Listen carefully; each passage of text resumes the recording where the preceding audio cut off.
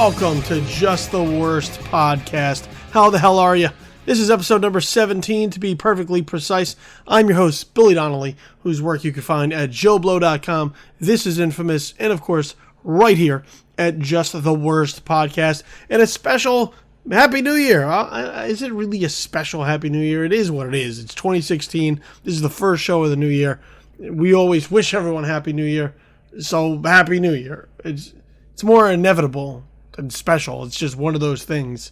But I do hope you had a good Happy New Year. I hope you rang in the new calendar in style with family and friends, and probably some alcohol, maybe some snacks, like half the shrimp ring that I consumed at the party I was at. Either way, as we move from 2015 to 2016, hope it was pretty good.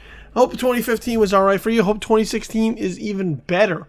And hopefully the shows get better. Hopefully, I think we've done all right as we plowed through the first 16 episodes, now being on episode number 17 and moving onward and upward into the new year. I hope everything continues in that direction and that we don't just kind of stall out into mediocrity and just kind of dwindle and fade away. And now I'm starting to get sad. Okay, so we got something special here for this particular show. And, you know, what we like to do on every single show is kind of break down some of the latest things that are going on in Hollywood, the latest news, the latest events, the latest occurrences, and put them into perspective for you, offer up some context, and kind of help inform your opinion and your knowledge as far as what's going on. And, you know, the end of the year, the beginning of the year, it's a little bit slow. Not a lot really going on because, like I said, it's a new year. People are on vacation. Even Hollywood takes a vacation. Even Hollywood's like, we need just a couple of weeks of break so that we could try and, you know, put all our efforts into the rest of the year to entertain you. So last week on the show, what I did was I unveiled my top 10 movies of 2015, and we did things that way. For 2016, to kick off the year, what I'm going to do is I'm going to reveal some of my most anticipated movies of 2016. Going through the release date calendar, I want to run down a handful of films that I plucked out that just kind of popped off the schedule at me. A couple of films that I said, can't wait till those get around so I can give them a watch. Now, this isn't comprehensive. This isn't everything. There's a lot of films in between that along the way I'm going to get excited about. I'm going to really feel passionate about. I'm going to want to see desperately. But for right now, in the early stages, these are the films that I just jumped off the page at me that I said to myself, oh man, I'm looking forward to these. So we'll get to those in a few minutes. And then another special treat for you on this particular show. Now, I don't know if we're going to do this all the time, maybe just when the opportunity arises, but we have a special guest joining us here on the show, and I'm going to be talking to Demian Bichir, who plays Bob the Mexican in Quentin Tarantino's 8th film, The Hateful Eight. So Demian Bichir will be joining us here on the show. Going to talk to him about working with Tarantino, what making The Hateful Eight was like, and there's plenty of interesting things going on in our conversation. So you want to make sure you listen to that as we get through. And then I'm also going to be talking about, I want to talk about the Creed, the beloved return to glory for the Rocky franchise, and kind of where it's headed perhaps in the future. I have some opinions on that, but really quick, the one thing I wanted to start off with was once again Star Wars The Force Awakens. And look, we have now reached the point where Star Wars The Force Awakens is the number one movie in the history of film. At the box office, Star Wars The Force Awakens is it. Numero uno, the head honcho, top of the heap, king of the hill, number one. Thank you for that, Mr. Sinatra. Now, of course, adjusting for inflation, not quite there, but that's being technical. When you bring out the list of the top grossing movies of all time, Star Wars: The Force Awakens is going to sit right up top. That's the fact. You can't deny that. You can't really try to parse that. I mean, you can, but it kind of makes you an asshole if you do it. You get into a conversation with somebody and they go, "Oh my God, did you hear? Star Wars: The Force Awakens is the #1 movie of all time at the box office." And you go, "Yeah, but when you adjust for inflation," they go, and they just walk away. And then nobody wants to talk to you anymore. So let's just accept the fact that it is what it is in that position. And the movie's got legs. It's still churning at the box office. People are still going to see it. They're going to see it more than once. They're going to see it 3-4 times. I think I know somebody who's seen it at least 6. At least 6 times at the box office. Which is a lot for any movie. But so as a result, this has continued to feed the frenzy that surrounds Star Wars: The Force Awakens. Now look, don't get me wrong. The movie's only been out for like 3 weeks. And people are excited about it, and I don't want to try and squash that in any way, shape, or form. What I would like to kind of put the kibosh on, though, is people beating the dead horse of Star Wars: The Force Awakens. Now, I spend a lot of time online because it's imperative for my job, but the amount of words I continue to see expelled on Star Wars: The Force Awakens is astounding to me. Every little thing is now getting some type of massive written expression, to the point that if you weren't exhausted before, you should be exhausted now, based off of the extra fluff coverage that continues to be heaped upon Star Wars: The Force Awakens, that doesn't really add any value to the conversation. Really what it is it's chasing traffic. It's chasing web traffic, because people know that when you type in Star Wars, their stuff might come up.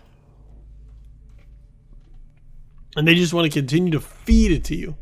They want you to just binge on Star Wars: The Force Awakens stories to the point that you might be sick.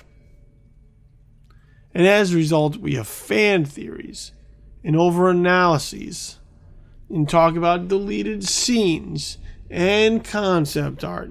And what if this character is that character? And what if that character is this character? And how does this character relate back to that other character? And it's all a lot of what could have happened in the movie, or what might have happened in the movie, or what they originally wanted to happen in the movie, or what they would have liked to happen in the movie but couldn't make happen in the movie, so they kind of made it happen in the movie, but not to the full extent of what they wanted in the movie. You see what I'm talking about? Make your head hurt listening to this, watching this unfold, trying to avoid it so that you can maintain some level of sanity without wanting to go out and hate Star Wars: The Force Awakens for the sheer fact that that's the only way you'll seem to be able to get away from it. This is how backlash occurs. And while I do think there are some individuals who have been unable to let go of the fact that people really enjoy Star Wars The Force Awakens.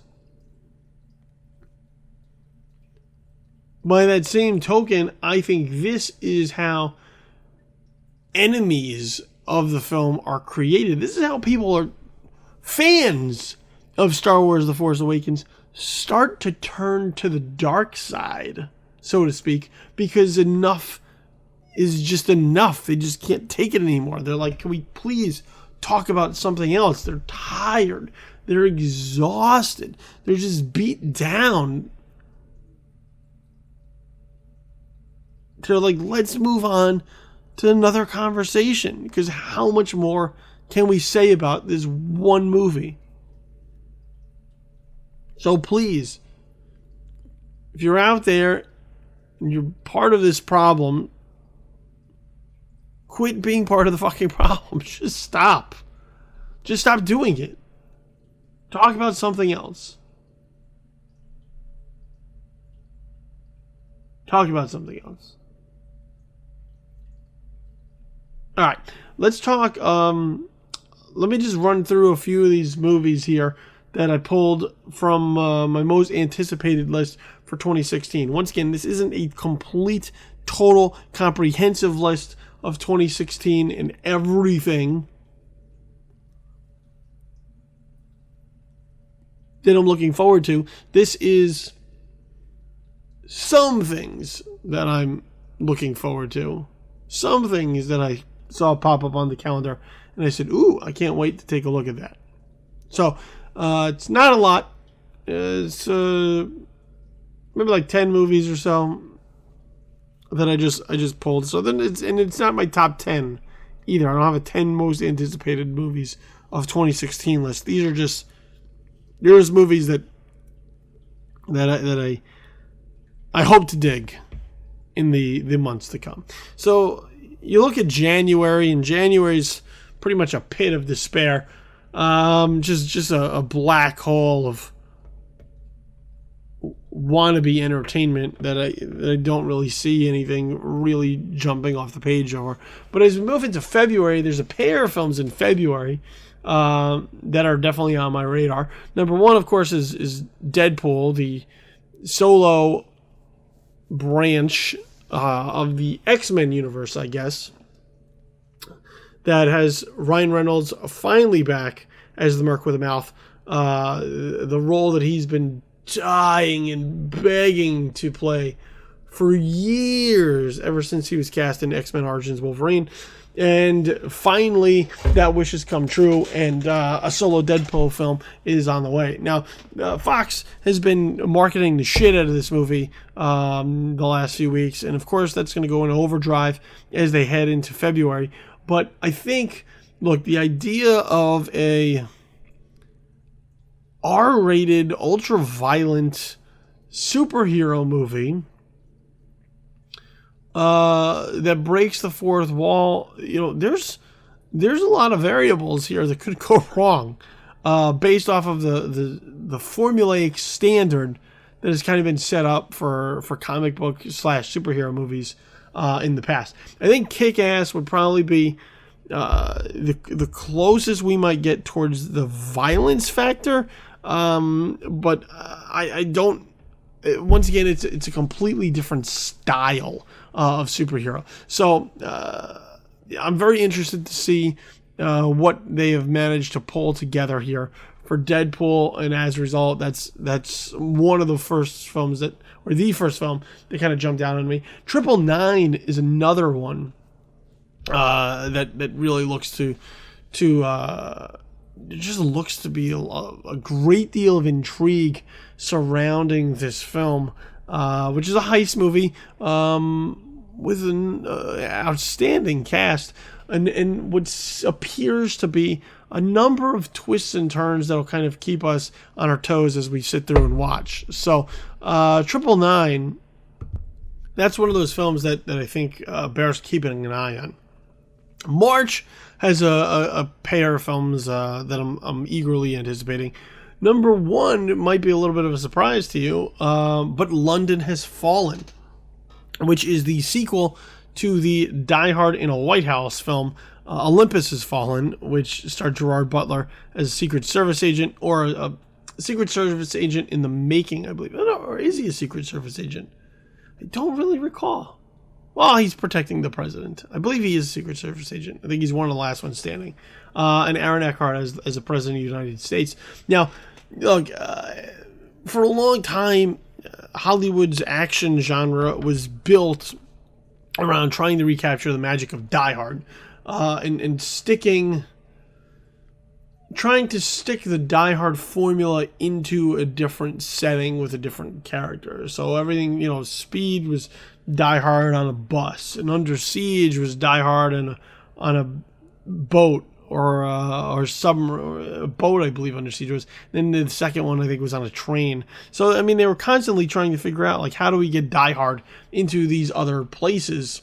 Actually, Speed 2 is Die Hard on a ship. Under Siege, maybe Under Siege is on a ship because he's the cook on the ship, Steven Seagal. But either way, once again, trying to get Die Hard into these different places.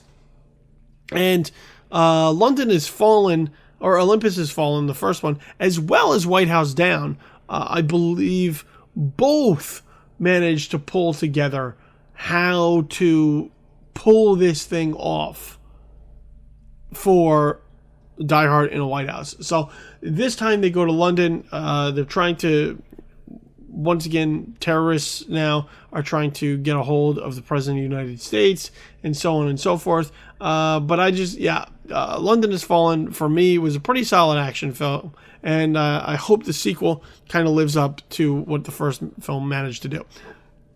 Batman v Superman: Dawn of Justice, that's a no-brainer in March.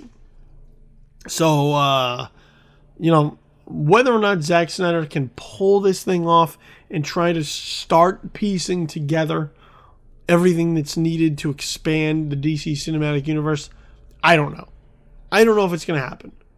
The tone of the last trailer I thought was pretty off, but I also don't believe that it's representative of what the final film is. So I'm hopeful, and this is coming from somebody who really did not like Man of Steel, but I do have my fingers crossed for Batman v Superman: Dawn of Justice. I think some of the concept and the dynamic they're working with between Batman and Superman, as well as sort of the reasons why they're not on the same page, I think there's some potential there. And as a result, I'm looking forward to Batman v Superman: Dawn of Justice. Captain America: Civil War also, I think, is right up there. The Captain America films, to me, have been the most consistently solid of the Marvel Cinematic Universe. I dig Captain America: The First Avenger. I think it's a really fun action film that kind of helps set the tone for who Captain America is in the MCU.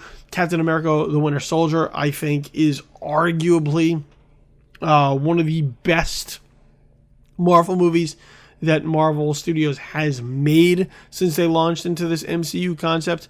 Probably right up there with the first Iron Man and Guardians of the Galaxy. I think Captain America: Civil War has the potential to really kind of blow a hole in the MCU with the drawing of sides, the introduction of Spider-Man, starting to move towards the Infinity War. And I just think when it comes to Captain America, they aren't relying solely on, hey, isn't this cool that we have all these superheroes in a movie?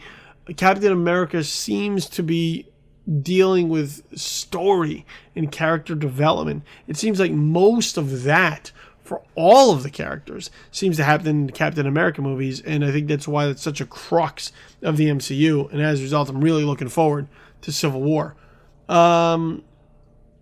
The Purge 3. That's right. The Purge 3 is on my list, with Frank Grillo coming back for another go-around. Look, the first Purge is awful. The concept of the first Purge, really cool. Execution of the first Purge movie is atrocious. That movie is truly horrendous. And it makes me sad because I really do like Ethan Hawke, but sticking all those people in one house and having those people be some of the dumbest people you will ever encounter made the first Purge just borderline unwatchable. The Purge 2 Anarchy, I thought was a really solid because it gave you an idea of what's actually happening in society on the night of the Purge. What's going on outdoors? What does it look like in the streets? What is sort of the mentality that permeates throughout society as we let people do what they want, free from any repercussions. So The Purge Anarchy, I thought was a solid sequel. I thought tried to really righted the wrongs of the first Purge, and as a result, I'm looking forward to see where they move forward with The Purge 3 as they sort of expand their mythology and sort of create this larger world where the Purge exists. So for that, The Purge 3, I'm looking forward to. The Ghostbusters, Paul Feig's Ghostbusters has me intrigued. And, I've spoken at length about it on the show, about how I don't call this the all-female Ghostbusters, how I think that's sort of an unfair knock against it to right away judge it as this all-female thing. But I'm looking forward to seeing what kind of spin they put on the Ghostbusters now, how they try to do something different and make this their own, and try to avoid comparisons from the original 1984 classic Ghostbusters. So I'm hopeful that the people involved will be solid enough to make this a good watch. It's just whether or not it is able to kind of live up to the overall name as Ghostbusters, because when you put that name on your film, you have a pretty high bar of expectation to have to clear. Will the Ghostbusters be able to do that? I don't know, but I'm at least willing to go in with an open mind and hope for the best. Suicide Squad comes around in August. That would be August the 5th. This is once again another step in expanding Warner Brothers DC Cinematic Universe. And look, for the Suicide Squad, there's sort of a high risk, high reward factor to this film. It could either be a complete and total train wreck, or it could be something pretty amazing. And as a result, I'm looking forward to seeing how it shakes out and what comes of Suicide Squad as they take all of these super villains, throw them together in this team up film, and see how this ties into the larger part of the MCU. Jack Reacher, Never Go Back in October, I think could be a pretty solid watch. I think the first Jack Reacher with Tom Cruise is an underrated film. I don't think that movie gets enough credit for being really very good. And I hope that Jack Reacher's sequel, Jack Reacher Never Go Back, kind of follows up and builds on the solid foundation that we got from the first Jack Reacher film. And look, it's really hard to go wrong sometimes with a Tom Cruise film. So for that reason, I'm looking forward to Jack Reacher Never Go Back. November brings us a pair of films that I'm looking forward to. Number one is Doctor Strange. I'm very curious to see how Scott Derrickson starts to take this mystical realm and introduces it into the MCU. I think it's going to open up a number of possibilities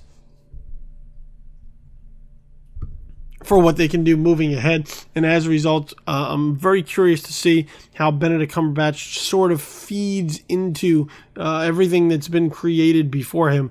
And Doctor Strange is going to be unlike anything we've gotten in the MCU before. So good luck to them, and I look forward to seeing what they do in November with it. Bad Santa 2 in November is also coming, November 23rd. I love the original Bad Santa. I think it's a holiday classic. Every Christmas I put it on right up there with Die Hard and A Christmas Story and It's a Wonderful Life. And like Billy Bob Thornton just is perfect in this character. And I'm very curious to see what they're able to do with that character moving forward next, given where the first film sort of left off with Willie Stokes sort of having this change of heart and embracing the better things in life. Clearly he's going to go back into the shit and go bad again. So very interested to see where they move forth with him next. December brings a pair of movies, two movies that have me kind of intrigued. Number one is The Strangers 2. I think The Strangers is an outstanding home invasion film. And I'm looking to see what they're able to do with a sequel that is beyond just doing the first movie again, but with a different sort of invaded family. I hope they're able to bring enough to the film to kind of keep it fresh. In the other film, of course, the Star Wars story, Rogue One, Star Wars Force Awakens, I thought was a really fun thing to experience in theater. So far, I've seen it twice. I have an IMAX showing on the horizon for me to see it in that format. Did make my top 10. Star Wars Rogue One, though, this one's interesting because now we start moving into the standalones, and this is going to see whether or not Star Wars can truly stand by itself when it's outside of the main core saga. So for that, Star Wars Rogue One, that is also on my list. So there you go. There's some movies that I'm anticipating in 2016, some movies that I'm looking forward to. I'm sure that you have plenty of yours, so by all means, you can reach out and let me know what it is that you are looking forward to. And yeah, I'll be curious to hear what it is that you have on your radar for your most anticipated films of 2016. Okay, let's move on to my guest at this time. He is an Academy Award nominated actor, receiving a Best Actor nomination for his role in A Better Life. You may have also seen his work on the FX drama series The Bridge, and in the 8th film from Quentin Tarantino, The Hateful Eight. He fills the role of Bob the Mexican. He is Demian Bichir, and he is joining us right now on Just the Worst podcast. Hello. Hey, good morning. Hey, how are you, man? How are you? I'm pretty good. Thank you. Oh, thank you very much for taking the time. I appreciate it. Oh, no, my pleasure. So I guess the place I wanted to start is kind of how The Hateful Eight came to be and how your inclusion in that happened. Because the film kind of had this very long, strange trip before ever really becoming a film. There was the script, and then the script leaked, and Quentin decided he wasn't going to make it anymore. Then there's kind of this live read in LA that inspires him to come back to the material. And then the film is kind of back up and running, and we have The Hateful Eight becoming a thing. At that point, he kind of had most of his cast in place with the live read. A lot of those roles wound up coming full circle, into the final film. But the role of Bob had been done by Dennis Ménochet, who with Bob as a Frenchman rather than a Mexican at that point.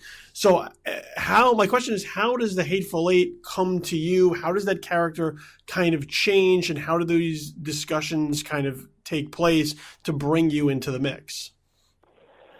That alone is a great story. All this journey into making a film, how, many different things and obstacles and weird adventures you encounter before shooting film. And, that can only happen to such a great artist like Quentin. It seems like he needed that story behind the story. When the script leaked, he just felt like, why should I bother, right? But then that's pretty much the way most artists are. Sometimes you don't see a purpose. Sometimes you don't feel that it's worth trying or keep going. And then the morning after, you wake up wanting to eat the world, and kill everyone. By killing, like enchanting everyone with your art. And it's really funny how life works, because I was invited to work on a Robert Rodriguez film called Machete Kills, and then as we were shooting every day, he kept saying, "You're such a Tarantino actor. You're such a Tarantino actor." And then, I told him, "Okay, that sounds great. Talk to the guy, talk to the man. Tell him this. Talk to him about me." And he did. And then Quentin agreed with Robert, and then something really fantastic happened. That not every director does that. Every director, they just call you to audition. They call you to read for them, and they expect you to be that character right there. In 2 seconds. They don't even bother to take a look at your work. And when I met Tarantino, he said, "Listen, I've been through a Demian Bichir marathon of all your work, the things you've done in the last 10 years, and it's just fascinating. And I'm really happy with everything I'm seeing, and I'm working on this new draft. When it's ready, I'd like to send it over to you." And then I told him, "Wow, that alone would be an honor if I'm able to read what you write even before this gets filmed. I will consider myself lucky, and whenever you're ready to audition me, I will be happy and willing." And then he said, "No, if you like it, it's yours." So sometimes you have long auditions, and sometimes you have to come back, and sometimes the journey is a little longer. Sometimes great filmmakers such as Tarantino comes over and says, "If you like it, it's yours."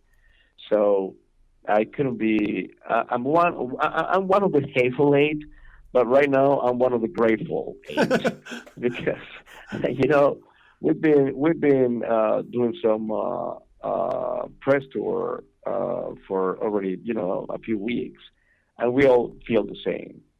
We all feel lucky to be a part of this adventure, and this is what an actor dreams with. This is what we actors want. Whenever we dream of working with the best directors and the best group of actors, that's it. It is just a blessing, and I couldn't be more grateful. Well, one of Quentin's strengths really is that he will take a character and sort of craft it around who he envisions for it. Rather than try to fit the actor to the role, he kind of fits the role to the actor. Was that sort of a collaborative process between you two, not only with him just kind of writing it in the way that he envisioned it for you, but also allowing you some input into kind of how this character becomes to be on the screen? Yeah, I don't think he knew what Bob the Mexican was going to end up, on the screen. And he once told me that. I have to be honest, I thought Bob the Mexican was the character who had least funny lines or Tarantino lines, something like that, right? Until you open your mouth. So he was. That's probably one of the biggest compliments I've ever received from any director. That he didn't think the character could have, gone into that direction until we both, built it and created it. And this is, as you say, as you very well put it. It is a process that you do with your director, and it's a very delicate process that it takes time, and it takes courage. It takes courage from the actor, and it takes even more valor, more courage, more bravery from your director, because you want your director to take the same risks with you, and sometimes they don't really. Sometimes a lot of directors might be afraid, and Quentin is fearless. He likes that. He likes to take risks, and So it was just a pleasure because the whole process was like doing a play, like a theater play, and I'm very comfortable with that process because I grew up in the theater, and Quentin, having been in the theater himself, then it was something that we all enjoyed very much. And then Sam Jackson, of course, coming from the theater also, and Tim Roth being a British actor, you can only imagine, and everyone else. So it was really. I think the best part of shooting this film was to be able to witness in the best seat of the house, how these beautiful artists do what they do, right? Because not only Quentin is a genius filmmaker, but he also puts together the best group of artists in every department. So it's a joy to see everyone working and everyone, bringing the best capacities. But he creates that. He creates that. He builds that, ground where we can all feel safe and feel like we can take risks.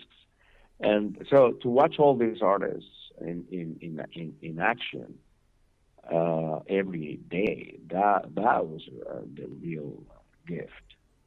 Well, you bring up all this talent, and Quentin has a tendency to kind of go back to a lot of people. He uses a lot of actors that he's comfortable with, that he likes working with over time. And here, once again, he brings back many actors that he's worked with before. So whether it's Sam Jackson, who's done a number of movies with him, or Tim Roth, or Michael Madsen, they kind of have a feel, I guess, for how Quentin works, having worked with him on numerous occasions before. Then there are cast members like yourself and Bruce Dern and Jennifer Jason Leigh, who this is the first time you're kind of stepping into that environment. Is there a learning curve to kind of understanding how Quentin works and how he operates in piecing together a film? Or is it, like we mentioned, this collaborative effort that just kind of clicks and everything falls into place fairly quickly? It happens quickly. It happens naturally. It's... I really hope I will have another chance to work with this man. And then I will be able to see, how many things change from one project to another. How much of a difference you see on this man, on his way of approaching the work and directing and creating this, that, and rehearsing. That would be my chance to see the difference, because I kept asking, Sam and Tim and Michael, was he like this, like 10 years ago, 15, 20 years ago? Was he, the same vision? Did he have the same vision, the same clarity, the same? Was he as passionate as he always is? And the answer was yes. He only has better toys now. He only has better everything now. He already called the shots when he shot Reservoir Dogs. He was his own boss. He still is. And this is one of those filmmakers that you admire very, very much, because his films have marked a generation of not only actors but filmmakers and audiences as well. And so it all, it's like if you get invited right now to jump on a space craft and just go to the moon, I mean, first of all, you are very, very happy to be one of the chosen ones, and then you just buckle up and enjoy the ride. Yeah, and that's pretty much what I did. And it was fantastic. I want to do it again. All right, let's talk a little bit about Bob, because kind of upon first glance, Bob doesn't really appear to be that big of a deal. But the But the way that the film operates, the Hateful Eight is kind of built like a puzzle. Every single piece is important, even if on the surface they don't really appear to. So if you take one of these pieces away, you really can't put the whole thing together. Each character is very pivotal, and Bob is as pivotal to how the story plays out as the characters that you meet in the very opening frames. So what did you make of Bob as you kind of approach this character, and how did you formulate who this character is and his sense of place within the story? You just said a very, very interesting point, because it is exactly the way it works. There isn't a line that doesn't need to be there. There isn't a character that does not need to be there. Even the number of horses he uses. It's not a four horse stagecoach. It's a 6-horse stagecoach, and it's 6 for a really interesting, important reason. And every other character that you see in the film, they are there for a specific reason, and everyone's pivotal. I couldn't agree more with you. And if you take one, not only one piece out of this puzzle, but one line, one letter out of this puzzle, and nothing works. It's like a symphony. It's like a symphony. And the beauty of classical music and opera is that after 100, 200, 300 years, we can just open the book and reproduce exactly what those masters wrote a long time ago, such a long time ago. And it's pretty much what happens, Every note is there for a reason. And I'm just glad, I couldn't be happier that Bob the Mexican is one of those, key pieces in this puzzle that it's not only pivotal in terms of solving a couple of mysteries, but also it brings some kind of comic relief into this situation. You can only imagine what are these people doing in the middle of a blizzard, in the middle of the snow, in the middle of nowhere, trapped in a cabin. And as you very well put it before, no one is really who you think they are, and nothing is what it seems. And that's, I think, what makes the whole thing really appealing. And it's without giving anything away, I was just shocked when I was reading it, because and my girl was in the other room just listening to whatever I was shouting and yelling, like, oh fuck, oh man, what? No fucking, get the fuck out of here! Oh my, what? And it was just like a live action type of thing, It's just a really cool experience to read these men's scripts, because you participate as you're reading, as you're turning pages, and and then at some point I went like, oh no, come on, really? Oh wow, he's back, and that only can happen with such brilliant artists, because Quentin's magic begins on the paper. He's a brilliant writer. And then, he knows what to do with the camera. So that's a complete artist right there. All right, I want to ask you one spoiler question that's starting to now arise among people who have seen the film, and it sort of deals with the interactions between Bob and Samuel L. Jackson's Major Warren. And I wanted to get your take on this. And as you mentioned, sort of everything is kind of meticulously crafted. So I wanted to kind of get your read on this. Because in chapter 4, we kind of learn of Minnie's feelings towards Mexicans, and we start to see some of the unraveling of this mystery, which once again kind of gives us not everything, but a good sense now of who these characters are and what their true motivations are. And then once again, it comes from the interaction between you and Sam. But in chapter 5, when we kind of flash back and get the backstory of how so many of these characters end up in the same place, there doesn't really seem to be much of a display of those said feelings between Minnie and Mexicans. So is this a case of Major Warren at that point kind of knowing who Bob isn't and using his own bullshit to sort of root out other bullshit and kind of bring it all together. Well, you see, there you have it. It's that complicated, you know. It's not a simple story. This is a filmmaker who he puts all his money on your own capacity of appreciating art and on your own capacity of paying attention. And most people nowadays, they can't even pay attention to their mothers. You know what I mean? Everything's go so fast, and this is a 3-hour-long film with intermission right now.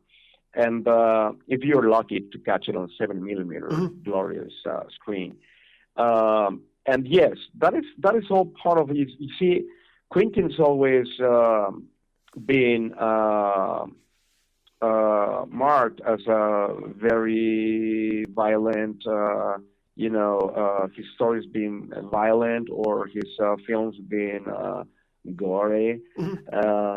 But he's also a very political director, and this must be his most political work.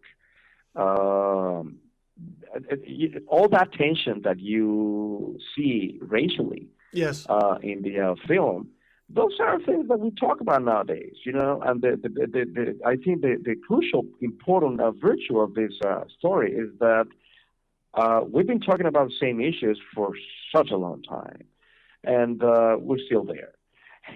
And they call each other names, and he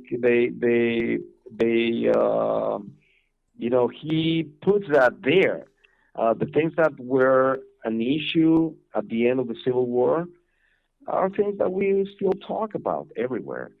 I think those scenes, without giving anything away, are fascinating because of the same reason.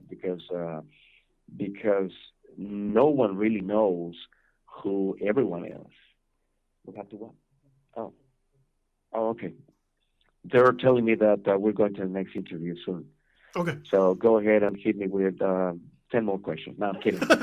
Well, let me just give you one more, which is, you're talking about these exchanges with Samuel L. Jackson, and they are very key to how the story kind of unfolds. But so much of those scenes work through sort of reaction to each other. You're responding to your fellow actors' pace, their cadence, their mood, how they're delivering. So how difficult is it to get a scene like that down, especially when you also have all these other characters, all these other moving parts along the periphery? Is it kind of a long process of numerous takes? Do you guys work off camera, on the side to try and get this work? Like, given the depth of Quentin's dialogue too, and how much of it is there, how difficult are those sequences to hammer out?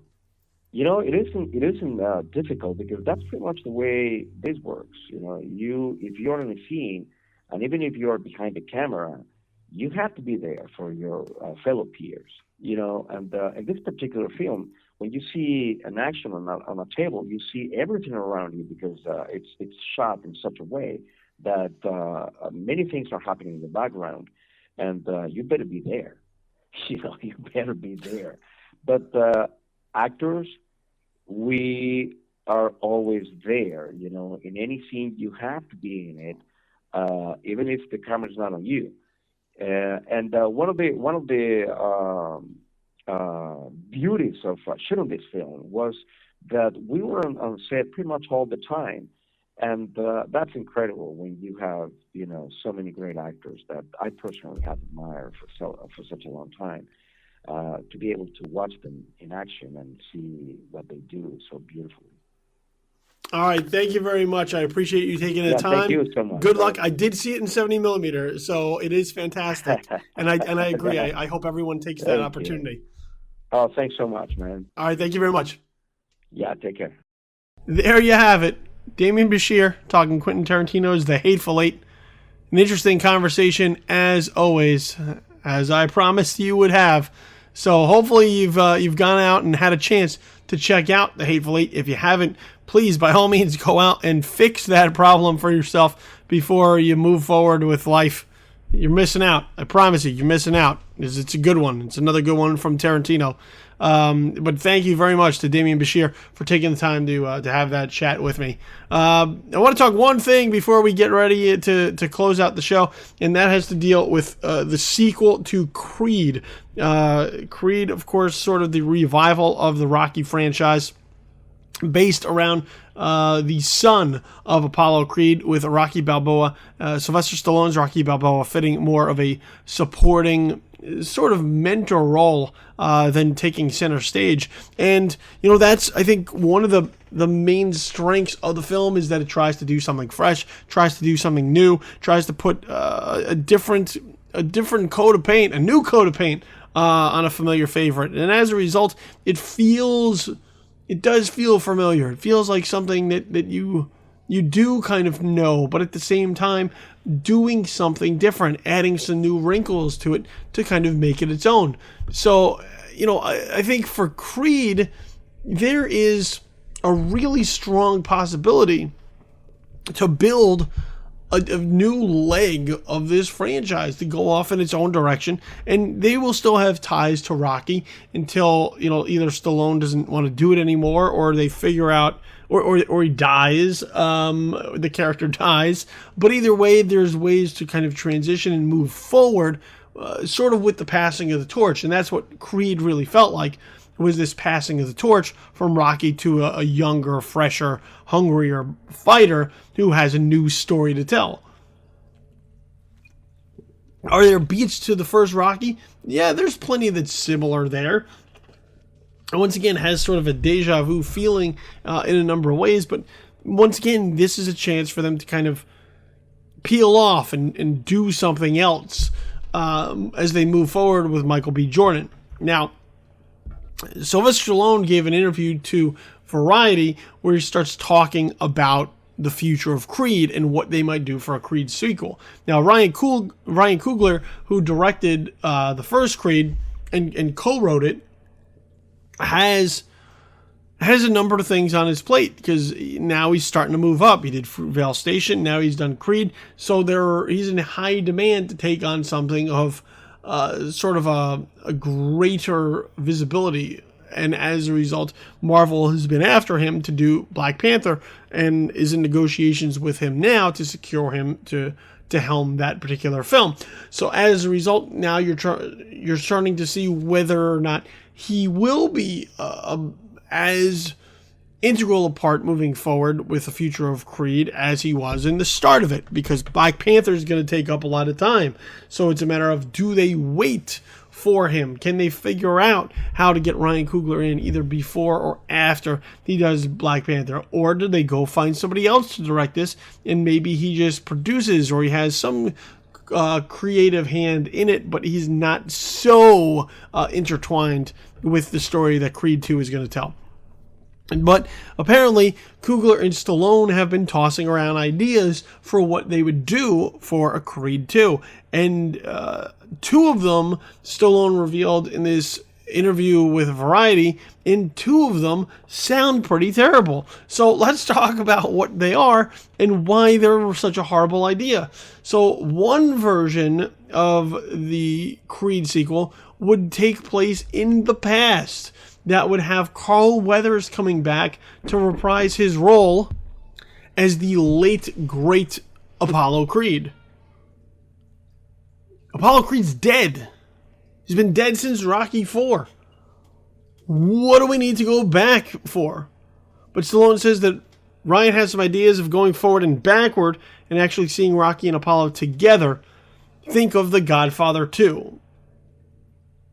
That's what he was thinking of, which was kind of ambitious. I don't know how you do Apollo Creed again. I mean, you could do a number of fantastic things with CGI, as evidenced by the fact that they made Michael Douglas look really good as a younger man in Ant-Man. However, I don't know that there's anything really deeper to explore between Rocky and Apollo. I think some of that was put on the table in Creed, but I don't know that there needs to be a lot.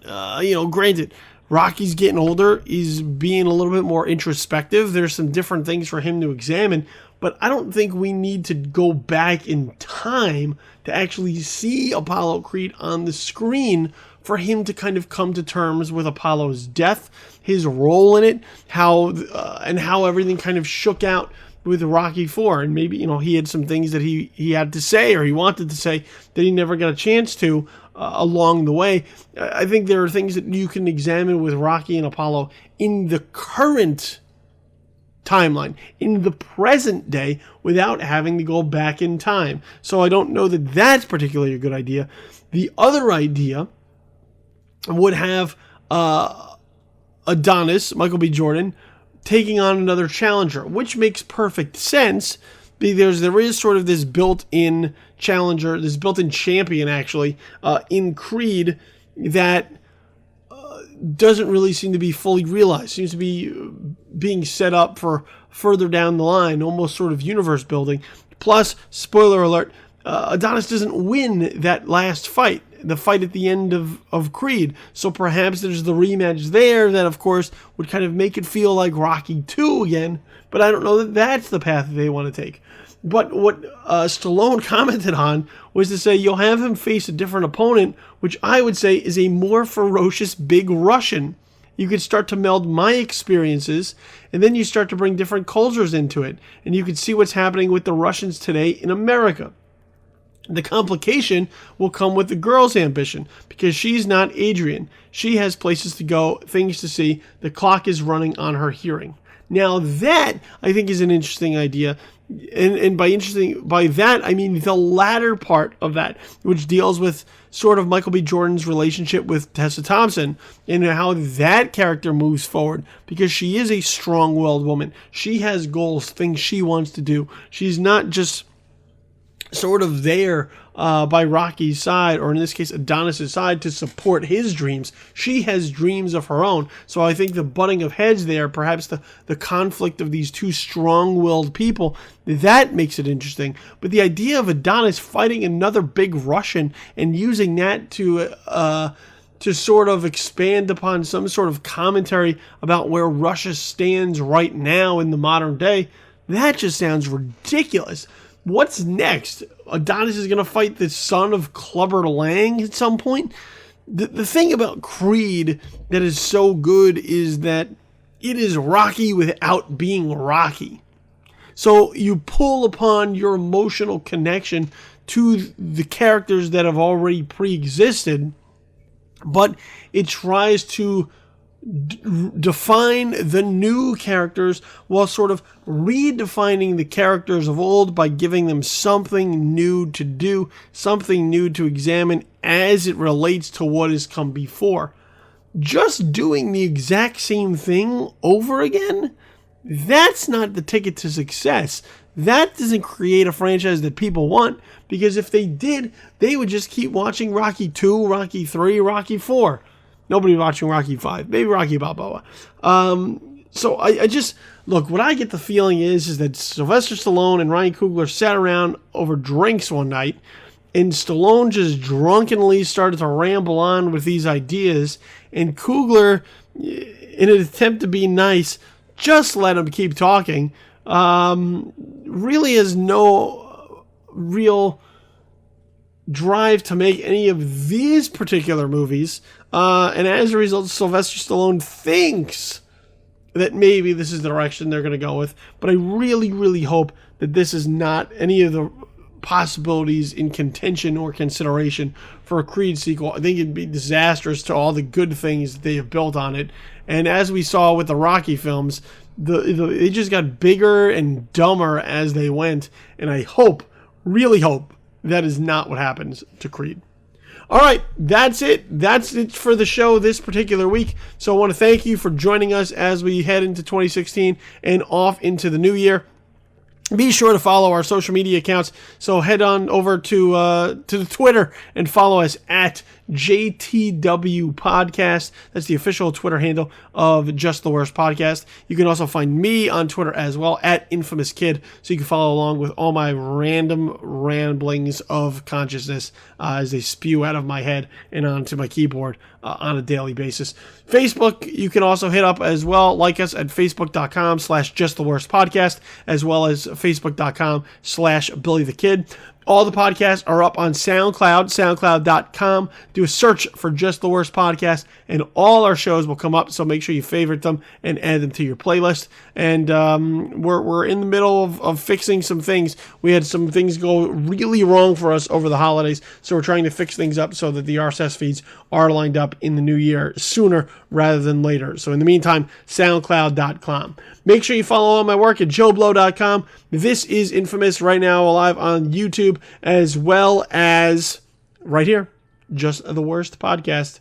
We'll have a new show next week, as we usually do. But for right now, this has been Just the Worst Podcast, episode number 17. I have been your host, Billy Donnelly, and welcome to 2016. Hope it's a good one moving forward. I'm out. I'll see you next week. Peace.